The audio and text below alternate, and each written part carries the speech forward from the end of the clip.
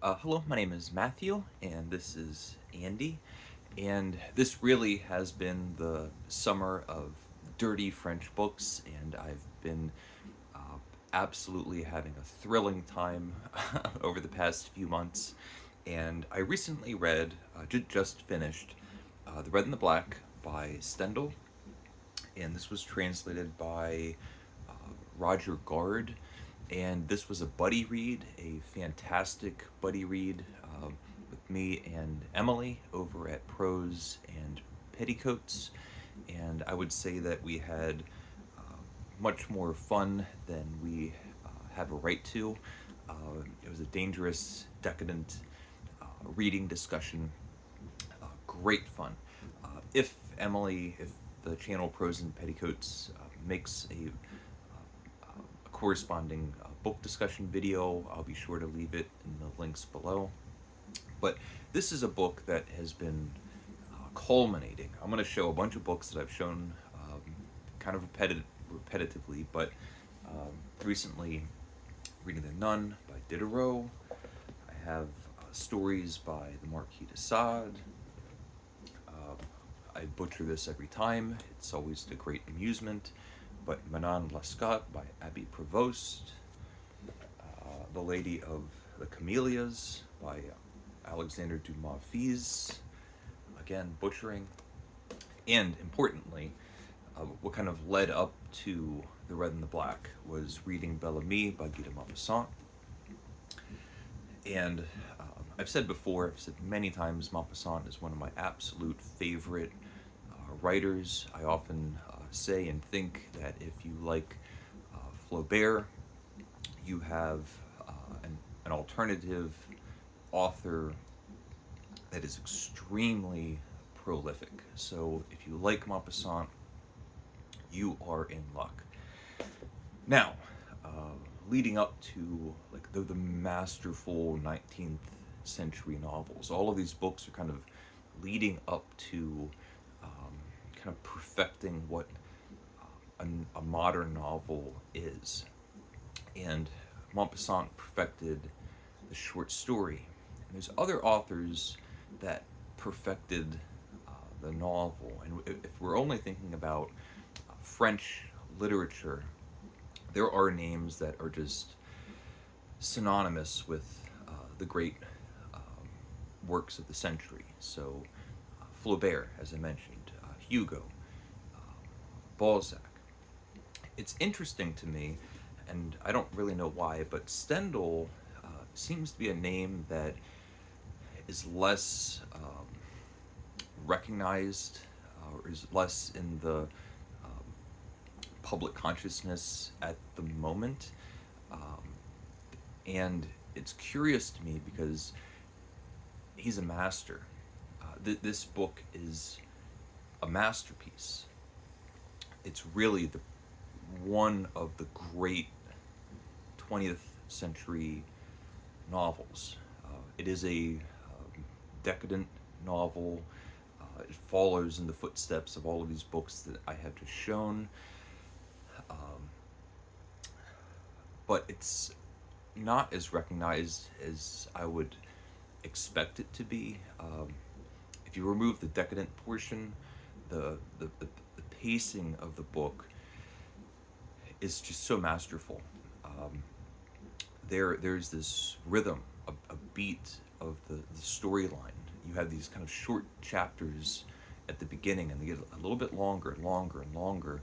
And at the climax of the book, you have these really long chapters, and then they start pulling back and getting shorter and shorter and more exciting and more riveting and more page turning.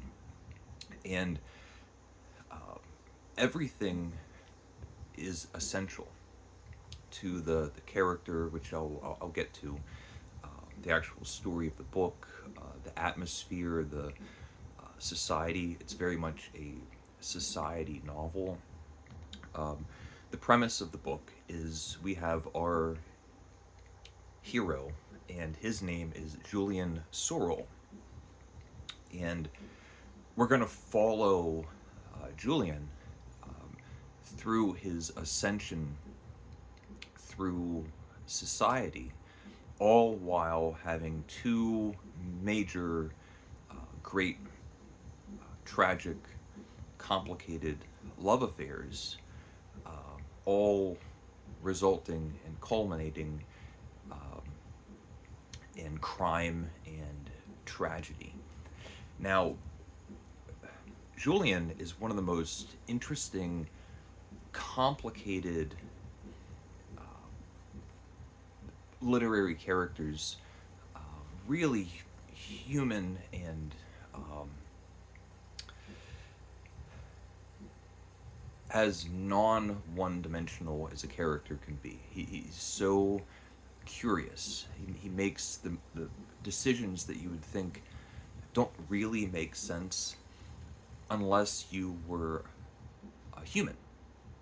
And he comes from not any kind of aristocracy. He's just a regular, common person.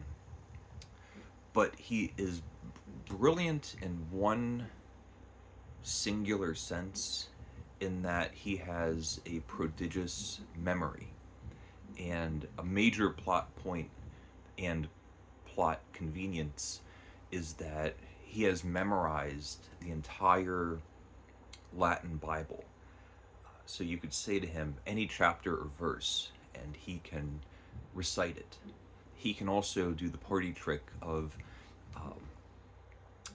translating in real time from the Latin into English to a crowd of entertained party guests. But aside from that, he's not all that bright, not all that charming, not all that clever. What he is, and this is how I imagine him, extremely attractive. This is going to be a very handsome young man. And it must be extremely good in bed, because this man gets women to go completely insane. And he's rather unlikable, and there's not many defining features in society other than his good looks and his ability to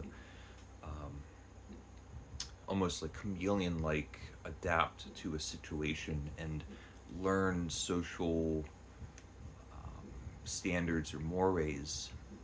There's not much to him other than some few particular talents that he has. And having a good memory does not, and this book I feel like does a good job making evident, having a good memory does not immediately equate to being intelligent. And it's actually one of the great overarching themes of the book is that he doesn't understand the things that he knows. So he's memorized the entire Bible, but he doesn't understand the basic messages or tenets that are in the Bible. He has this love affair or adulation for Napoleon Bonaparte. It's a core aspect of his journey in life. His conquest in life is this idea of being a common man that can conquer the world. And every little quest, every social interaction to Julian and with the women involved are these conquests. And the idea of him being complicated and hypocritical, he becomes a seminarian. He becomes a priest-like figure, and he's a tutor, and he kind of is following this kind of strange decision, although there's reasons for everything coming together, for him to follow the path of priesthood. Meanwhile, he wants to be this conqueror, and he's sex crazy. So he's chasing tail everywhere he goes. So there's like these like human hypocritical situations where it's incongruent, but also feels correct. The book is marked in book one and book two, or part one and part two, and they are a pairing that, although that they work very well together, they also feel distinct in their own ways. Uh, Part one, we have the love affair with him and what is her name, Madame de Renal, which is a whole situation. But part two, he is now part of this like aristocratic family, and there's this woman, Matilda, and Matilda is one of the great characters of this book, and I would argue one of the great characters in literature. And they have an extremely complicated love affair. And Madame Renal, will eventually come into book two uh, to complicate matters, to say it lightly. But I mentioned Matilda being an introduction of a great character in the book. But there is another introduction of a character in the book which I find fascinating. And it's the author, Stendhal himself.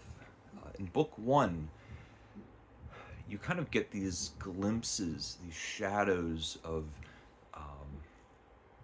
additional commentary or judgment on the goings on of these characters. But in book two, Stendhal, in moments, will make himself very present and will situate himself between the characters and the reader and give judgment and give discussion. What makes Matilda such an interesting character is that, very much like Julian, the main character, our hero, where we spend time in his interior life, his psychology, we are given the same generosity to the interior life of Matilda, and we spend an incredible amount of time in her mind. And what makes the book so great is all the characters are mad. And so when you're in Julian's mind, he's insane. And when you're in Matilda's mind, he's insane. Or she's insane. They're all these wild, insane characters doing despicable, crazy things. And I feel like there's a theme of ignorance, which on many levels is satirical and fun and enjoyable. There are moments in the book where it seems like you don't understand what exactly is happening, and you can reread chapters. You can go back and read it and go, what is happening? And this is my second time reading this book, and I've also additionally gone back to read to clarify. And what I've been left with is these moments where there is intrigue or manipulation or deception or something very clever is happening. And I was reading it, and Emily and I were talking and kind of agreed. You'll read something and go, I don't understand what's happening, but I know it's very clever and very deceptive, and I should be impressed, even though I don't know. And that ignorance kind of has a layering effect with Julian being ignorant of the Bible. Um, Part two is much more political, the politics of the day, revolution and Bonaparte. And um, it's a book where you actually don't need to have a firm historical grasp of the politics of the day, because Julian doesn't have a firm grasp of the politics of the day. And it's a really great callback from book one to book two, where there is this kind of adventure in the story where Julian goes off to this kind of revolutionary meeting, and because of his prodigious memory, they're going to have this political message that he has to send, and he's going to learn it by memory. So him being able to learn the Bible kind of ties into him being able to learn this message. And critically, he's able to memorize it, but doesn't quite understand what he's memorized. Now, all the while, though that portion is in the forefront, but it's also in the background. This is a book where it is a masterpiece of a painting. You can look at the front, you can look at the background, and be equally impressed and astonished. His past comes back. The love affair that he's having in the present has real life consequences.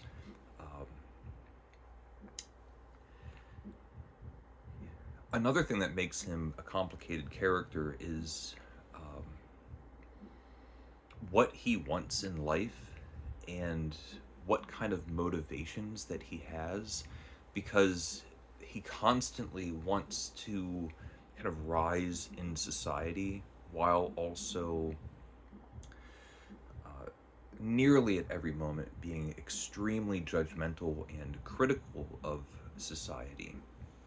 Somewhere during his rise, he ends up at this like orphanage or poorhouse run by a master or mayor, and they're having a party, and you can hear these poor people singing outside, and it's lavish and luxurious.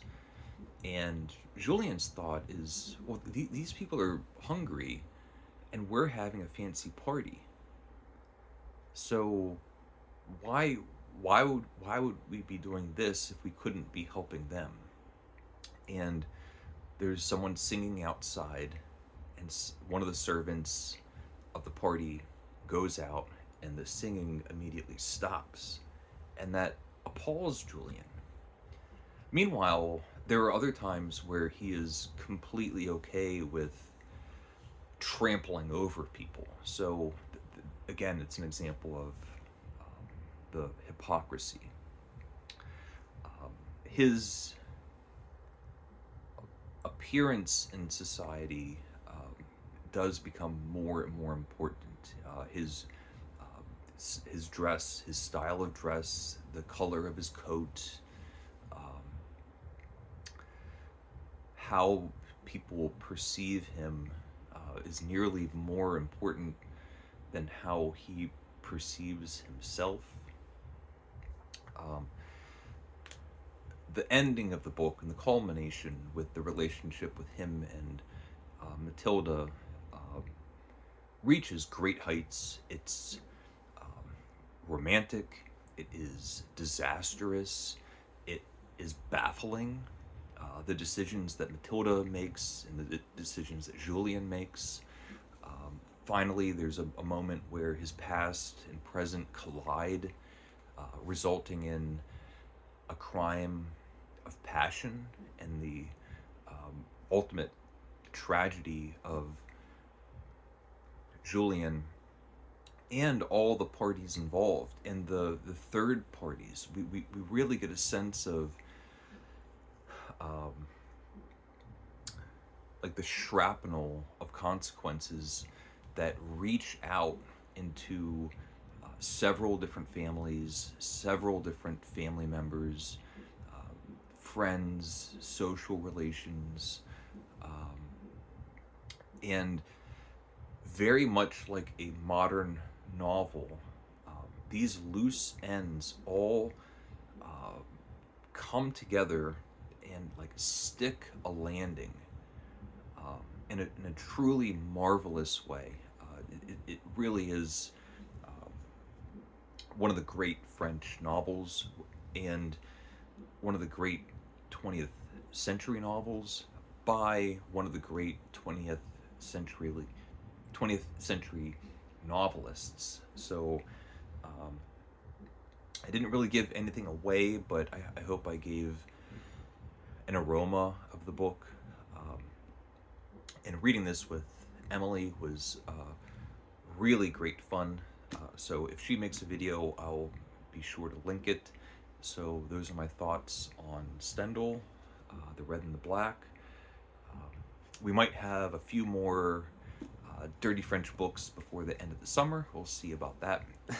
If you have any recommendations, please let me know. If you've read this book, please let me know. And thank you for watching. Please leave a comment if you would like. And Andy is still sleeping. Thank you. Take care. Bye.